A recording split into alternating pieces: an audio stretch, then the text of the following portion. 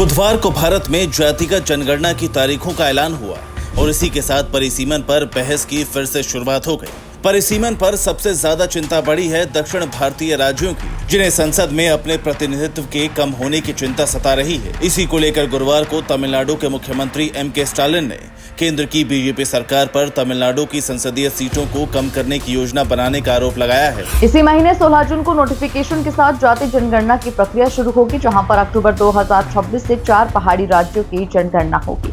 माना जा रहा है कि जनगणना के आंकड़े परिसीमन, महिला आरक्षण और एक राष्ट्र एक चुनाव के लिए बनाए गए हैं, आधार के लिए बनाए गए हैं। इसमें परिसीमन को लेकर तमिलनाडु के मुख्यमंत्री फिक्रमंद हैं, जिन्हें इस बात की चिंता है कि परिसीमन के बाद दक्षिण भारतीय राज्यों की भूमिका संसद में मौजूदा स्थिति के मुकाबले कमजोर होगी। जनगणना के बाद परिसीमन की चिंताओं को लेकर स्टालिन ने एक्स पर लिखा, भारतीय संविधान में यह अनिवार्य किया गया है कि 2026 के बाद पहली जनगणना के बाद परिसीमन किया जाना चाहिए। बीजेपी ने अब जनगणना को 2027 तक टाल दिया है, जिससे तमिलनाडु के संसदीय प्रतिनिधित्व को कम करने की उनकी योजना स्पष्ट हो गई है। मैंने इसके बारे में चेतावनी दी थी, जो अब सामने आ रहा है। हमें केंद्र सरकार से साफ जवाब चाहिए। दक्षिण राज्यों की राजनीतिक पार्टियों को डर है कि अगर हालिया जनगणना के आधार पर परिसीमन किया गया तो वो संसद में अपना प्रतिनिधित्व खो देंगे। इन राजनीतिक दलों का तर्क है कि पिछले कुछ सालों में दक्षिणी राज्य उत्तरी राज्यों की तुलना में अपनी आबादी को बेहतर तरीके से कंट्रोल करने में सक्षम रहे हैं। इसीलिए अगर जनसंख्या के आधार पर सीटों का बंटवारा किया गया तो उन्हें संसद में कम प्रतिनिधित्व मिलेगा।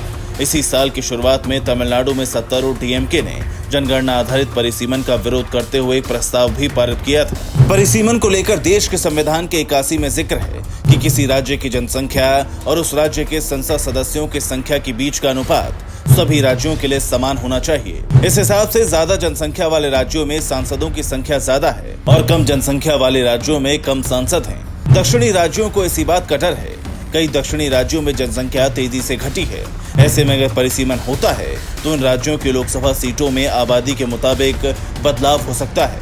माना जा रहा है कि जनगणना में देश की जनसंख्या 150 करोड़ को पार कर जाएगी। ऐसे में 20 लाख की आबादी पर एक लोकसभा सीट परिसीमन आयोग द्वारा तय की जा सकती है। अगर ऐसा होता है तो देश में 543 की जगह 753 लोकसभा सीटें हो जाएंगी, लेकिन इससे दक्षिण और उत्तर भारत में सीट के अनुपात में बड़ा फर्क आएगा। हालांकि इसी साल फरवरी में केंद्रीय गृह मंत्री अमित शाह ने आश्वासन दिया था कि परिसीमन की वजह से तमिलनाडु सहित किसी भी दक्षिणी राज्य में संसदीय प्रतिनिधित्व में कमी नहीं आएगी।